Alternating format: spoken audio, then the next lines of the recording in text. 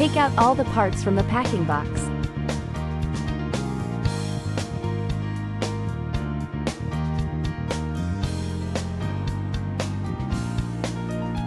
Press the call button to call the indoor monitor. Click to answer the call, then click to unlock the door. Click to cancel the call. Press the exit button to unlock the door. Click Setting Card Management to add user card information.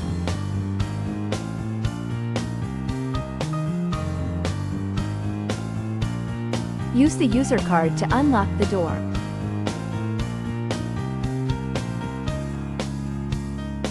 Click Setting Wireless LAN, then click the QR code.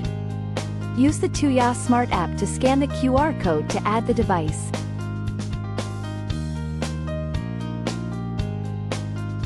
Press the call button, phone will receive the calling request. Click to answer the call. Click to unlock the door via Tuya Smart App.